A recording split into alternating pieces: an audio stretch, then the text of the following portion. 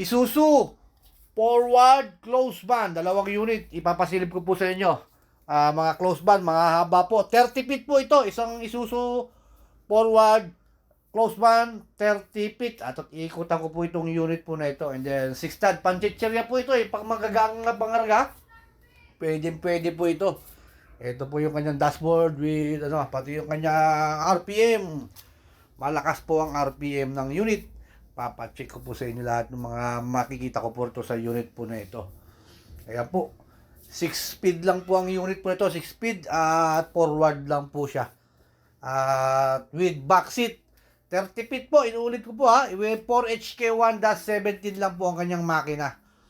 At naghanap po kasi ako ng 30 feet na or 32 feet na close band at forward lang, pero 6HK1 lang hinahanap ko. Ito po nakita ko 4HK1 lang, kaya medyo maliit ang makina.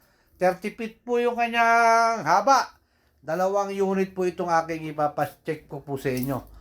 At ano po yung kanyang makina.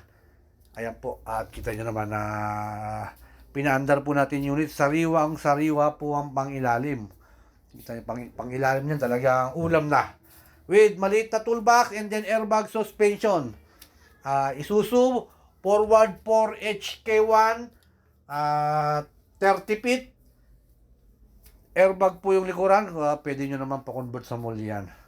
And then ito po yung loob. Nasisilipin po natin yung loob na kanya close band. Ayan po. Wood flooring. Ayan. Ang hinahanap talaga natin is 6HK1. 4HK1 po ang nakita natin. Kaya ito. Medyo maliit ang makina niya, kaya bagay lang ito sa mga patag. Kasi masyadong malaki. 30 feet po yung laki niya.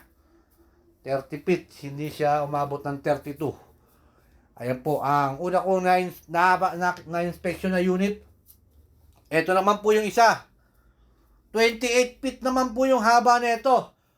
Isuzu forward naman po ito. Na close band din. And then 28 feet, 6 stud lang din po.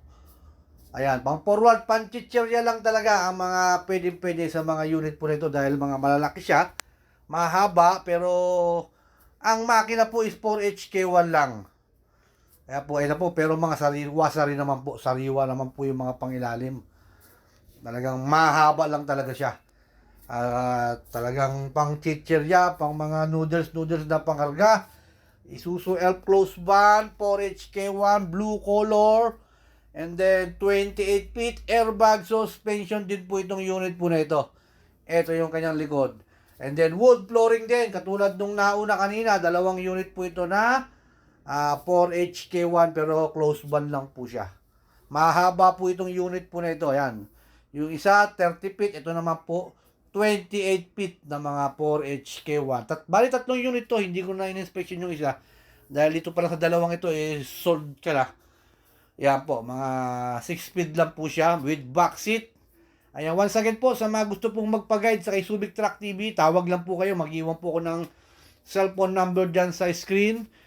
And then, maraming salamat po sa mga sumusuporta kay Subic Truck TV.